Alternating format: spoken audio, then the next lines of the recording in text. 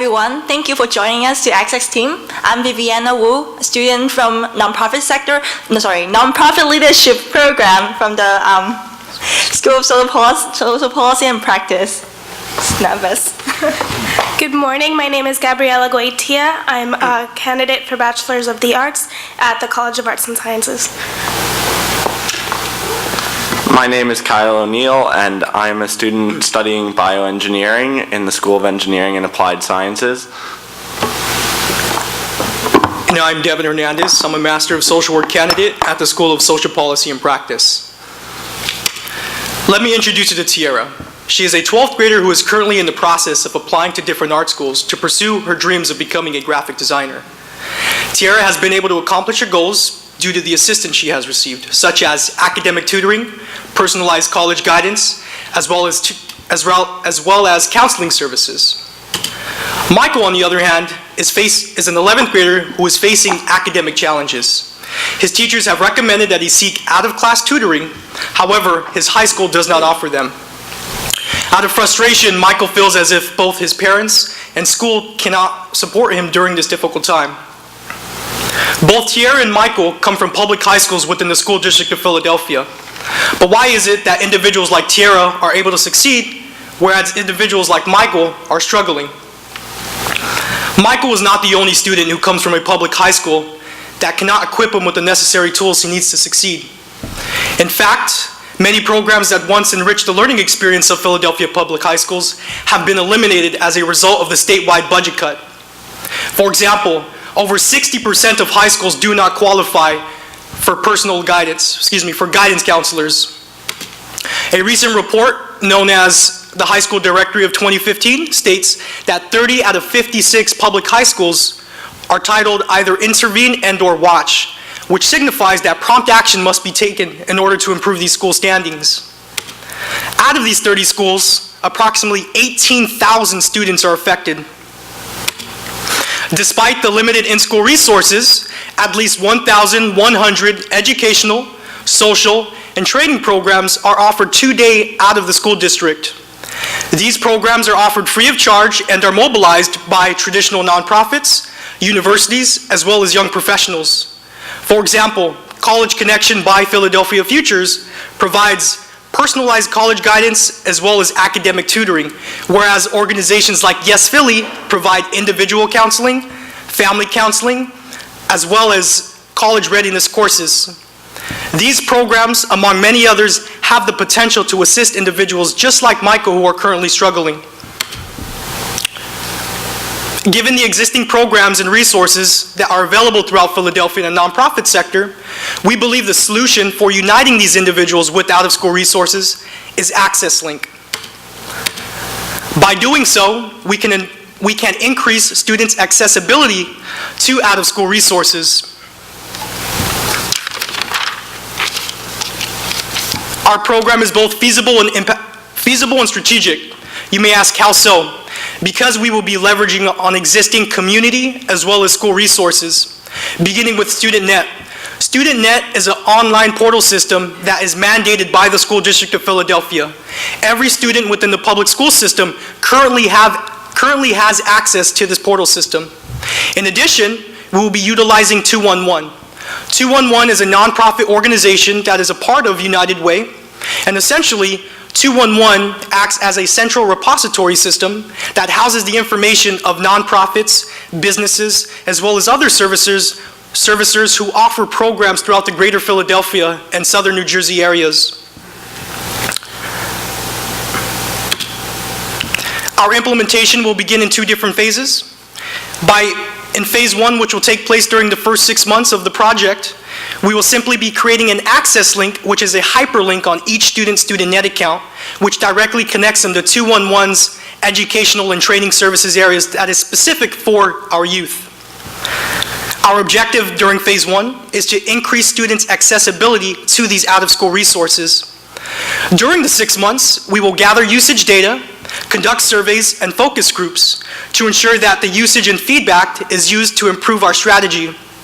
Now, our hypothesis is that even though connecting students with these out-of-school resources, we cannot guarantee effective usage, which is why we have designed phase 2.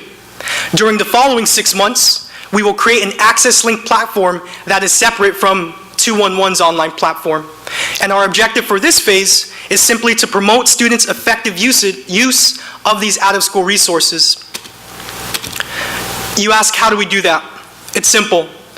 During the initial phase 1, students will have an AccessLink. As you can tell, it's under the district announcement section. This is a glimpse of each student's StudentNet portal. And children are able to receive their grades as well as school news from this online system. We'd simply be creating an AccessLink, which when clicked will then connect them to 211. Students will be able to search for tutoring services as this individual has done. And the resources will pop up. During phase 2, we will create an individual personal platform that is geared for student usage only. This individual platform will be personalized because students will be able to create a profile that is linked to the online platform, which will ask simple information such as name, age, grade, zip code, as well as areas of interest. This area of interest section is vital because with a special algorithm that will be developed, we'll then be able to recommend programs and services that are geared towards these individuals' areas of interest. This is an example of what AccessLink would look like. As you look up at the screen behind me, and students will be able to enter their name, email, phone number, zip code, grade, as well as interest. Once the student has entered the following information, individuals like Michael Branch now have a database that is specific towards his needs. Michael Branch seeks tutoring, counseling, reading and writing, college preparation, as well as he has an interest in music. So the algorithm developed will then only recommend class or organizations that meet his interest. What's special about this is that this algorithm will not just act as a directory, but instead only recommend resources that have available slots. Because we know that although this program may act as a directory, we want to ensure that these students have access to live resources that can meet his or her needs. The success of AccessLink depends on the awareness, accessibility, and usage. We acknowledge this, which is why we are going to promote AccessLink through in-school workshops, publications and bulletins such as school newspapers, as well as effective social media marketing such as on Facebook. Now you're probably asking why AccessLink, and we've broken it down in 4 different answers. It's impactful because we are meeting the untapped need of students and connecting them with resources that are offered out of school. It's also feasible and strategic since we will be leveraging on current existing resources. It's have been shown support as well as interest by individuals within the school district, as well as organizations such as Philadelphia's Higher Education Network for Neighborhood Development, as well as nonprofits who are trying to seek new ways of finding kids to meet their programs. Lastly, it is low cost because of the strategic use of resources. Breaking it down in the budget, as you can tell, the in-school workshops and counseling, as well as the marketing for both phase 1 and phase 2 are similar. However, during phase 1, the initial implementation of AccessLink will cost the district $0 because it's simply adding a hyperlink.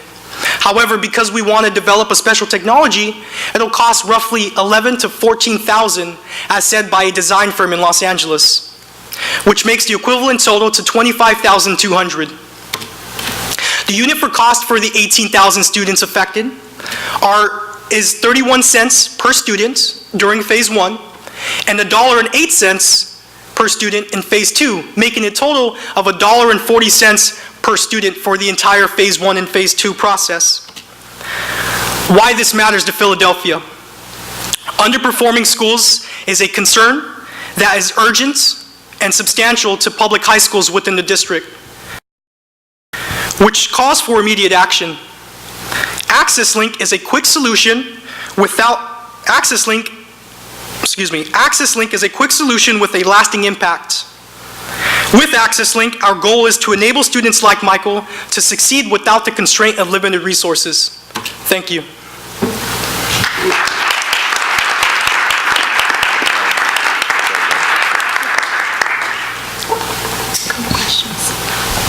We now welcome your questions.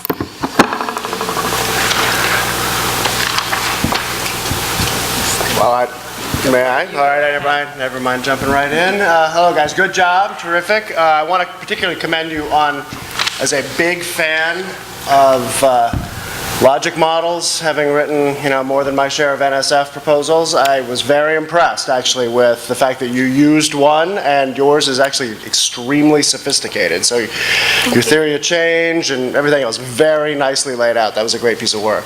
I want to actually, I got two questions, but I'm only going to ask one on the assumption that we're going to kind of go around the table, and I want to give my colleagues a chance. But I got a second one if we get to it. I want to start with this one. As you guys know, trying to change the future, right? The policy design challenge, the task, consists of at least assembling mechanisms and incentives in order to realize some of the behavior change and institutional capacity and everything else that you're laying out. You guys have lots of mechanisms, lots of really powerful mechanisms. I want to hear a little bit more about incentives that will help those mechanisms be implemented and those behaviors and other things to change. Now, this is not about demographic. This is not about the program implementation challenge here doesn't have anything to do with Philadelphia teenagers. We know that rich people leave plenty of 401k voluntary contributions that would get triple matched by their employer if they just made them. People leave those on the table, right? Right. Tell me more about the incentives that are going to help people make use of these mechanisms you guys have designed. The question was, what are some of the incentives for students to participate in using AccessLink? And the answer is, we don't have a specific incentive like we're giving money or paying for students to use the service, but we are marketing the service to students who we feel are in need of these resources, and we're marketing the service in a way that we think will be appealing enough to students to actually go out and look for these resources and utilize the services that are most definitely available in Philadelphia right now. And just to add on, AccessLink focus and position itself to achieve marginal gain in the short term. So we really understand that many teenagers are facing limited resources, but we also understand that some students may be frustrated, some students are looking for resources which they currently do not have access to. And we specifically want to target at those students who want to achieve their own personal goals and realize their own potential, but because of limited resource in the family and the schools. So we actually talk about, we have in-school workshops. We want to create an engaging approach so that students can understand that they have fun, there are creative service available for them. Just click the link. Yeah, thank you. I want to piggyback a little bit on what Mark just asked. The two people that you had in the from the beginning, the young lady and Thierry and Michael? right? Correct. Did you at least ask them? Did you kind of bring them in and others and ask them? Get some feedback from them, or what do they think of a program of this nature? The question is, do we ever interview students like Michael and Tiara? Yeah. We did create a survey, which is actually in the proposal on page 24. We created a survey and sent out to two public high school at Philadelphia, which is a Penn Trinity High School, and also one of these Kensington science schools. But we haven't received that feedback yet. But then we are actively reaching out. For example, I've been talking to Yes Philly, and they agreed to send out the survey for us, and also another nonprofit as well. But we are still in the process of gathering the feedback. But as far as we have talked to local teachers and high school teachers, as well as nonprofit administrators who has been administrating programs, they all agree that they need to help students to get access to the programs. Yeah. I'd like to, were you going to? I was just going to add something quickly. So it's very important to us in the long term to take into account student input, and that's why in our proposal we are constantly looking at survey and data and making sure that students do have a voice in what resources they want to, see in AccessLink, both phases 1 and 2. Thank you. I'd like to ask a question on the transition from phase 1 to phase 2. The phase 1 piece made sense of piggybacking on an existing system, and I followed that. I guess my question is, in going from phase 1 to phase 2, did you consider the challenges with getting attention, and this may also piggyback on the incentives, so how you get people to actually participate in phase 2, moving them to Web 2.0, which doesn't currently have a mandated use? The data. Yeah, go ahead. The question is what the data that we are going to collect so that we can improve stage 1 and goes towards stage 2.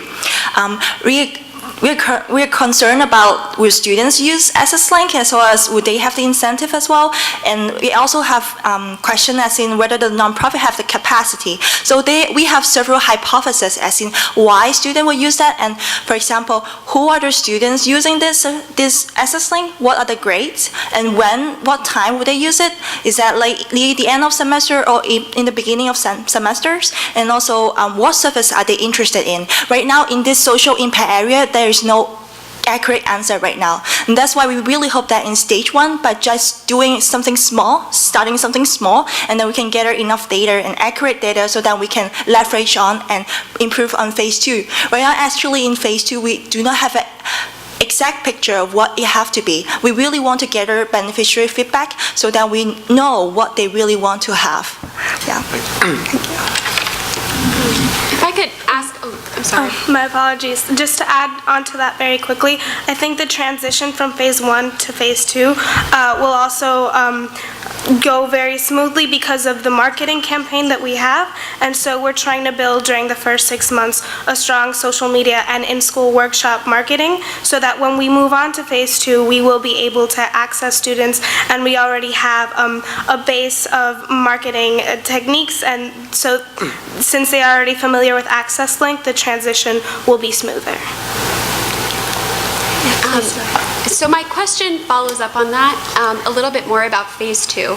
And I understand how iterative your process that you've developed is and how much more data you want to collect before making final decisions as to phase 2. But even at this stage, I'm curious what types of changes could even possibly exist that would make a phase 2 of your own design distinct from 211 as it exists right now, or frankly even as it exists as different from a Google search. Like what types of changes and innovative ideas are you kind of hoping would come out of your research? The most innovative and exciting idea I heard from your presentation, for example, was having the search include which organizations actually have available slots.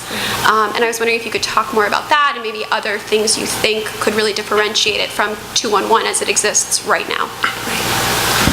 The question was what differentiates phase 2 from 211 as it exists currently?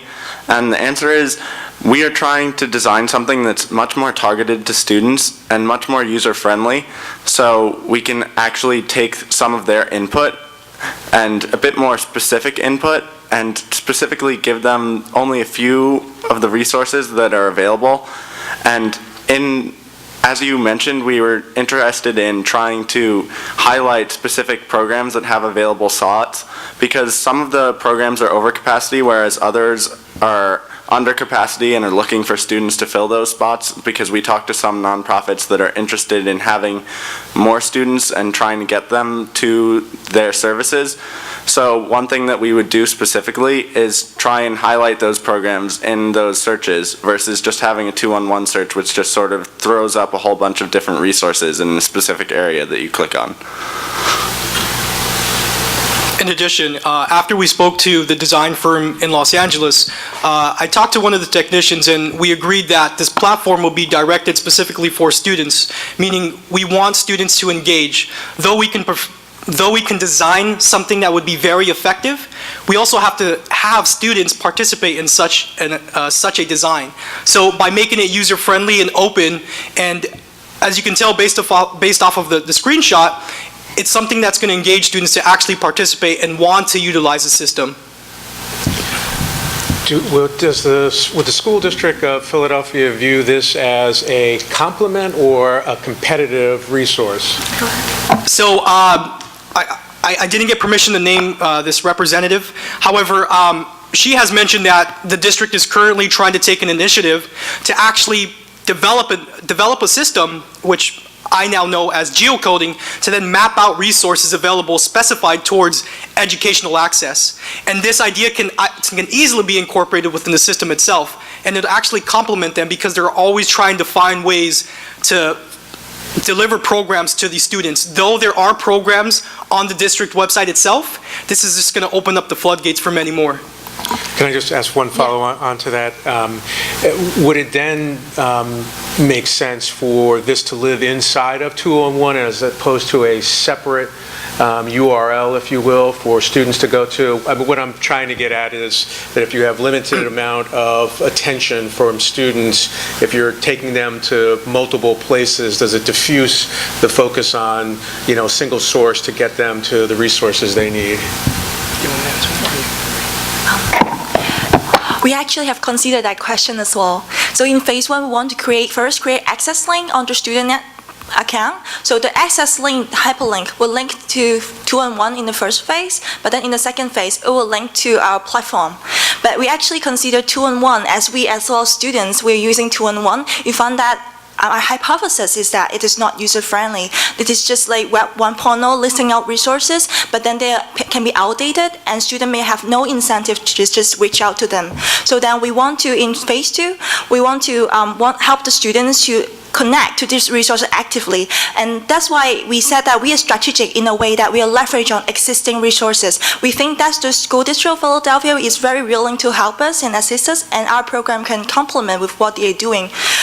So we hope that 211, even though they are a big nonprofit resources platform, however, we are going to meet with them, the Vice President of Impact and Innovation tomorrow, actually, to talk about these ideas. And we want to tell them, can we leverage on each other and help them to build a platform that can cater for students' need. Thank you. Thank you.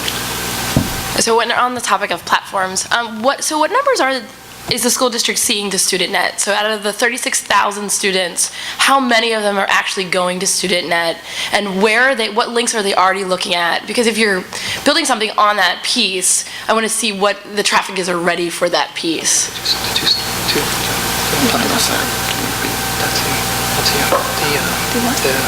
Sorry, can you repeat your question? My apologies. Sure. How many kids are going out of 36,000 high school kids? Is that the correct number? I think I remember it. 30, it's actually 34,000, which is the total amount of students. However, the 30 out of 56 high school affects 18,000. That's a rough estimate number. It's not guaranteeing that all 18,000 are utilizing this service, since it's more of this program will be implemented and then opened up to certain schools, and then once we gather feedback, we'll then expand.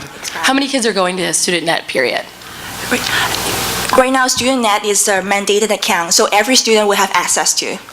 It's not limited to just 9 through 12th graders either. It's open up from kindergarten through 12th grade, as well as parents and administrators. So it's over 100,000. How many are actually utilizing it? We don't have that information because it's private. Okay. So a question for you. So when you're looking at building a platform to engage these kids and be able to give them the tools that they need, what platforms are you going to be able to use it on? Is it web-based only? Is it smartphone-based? Have you looked into which ways you're going to connect with social media? Yeah. So thank you for your questions. We actually consider that. This page I created on wix.com. So this is just a prototype. But then we consider that even for website, they can have a smartphone version as well. So I really help students to facilitate them to use it because it is convenient. They can use it on phone, they can use it on computers. Yeah. Last question. Is there a grading, are the students going to be able to give their access on their feedback? So if they go and they work with one of the groups on the 211, are they going to be able to say this was great experience and be able to rate it? So So right now in 2-on-1, it definitely not being done on 2-on-1. But then it is something that we want to do in phase 2 in the platform. So right now, we only have social media like Facebook and Twitter and Google+, but then we also want them, students perhaps if they could rate the program, I mean, it would be great. And one of the idea that we have been thinking is that phase 2 allow us to gather a lot of other data and information, as in student found the information and resources useful, they found that this program for nonprofit is helpful. So we are exploring different possibility of how AccessLink itself will have impact, not just in academic and social support for students, but also how it can affect and have a policy agenda in the nonprofit sector. Thank you. Thank you.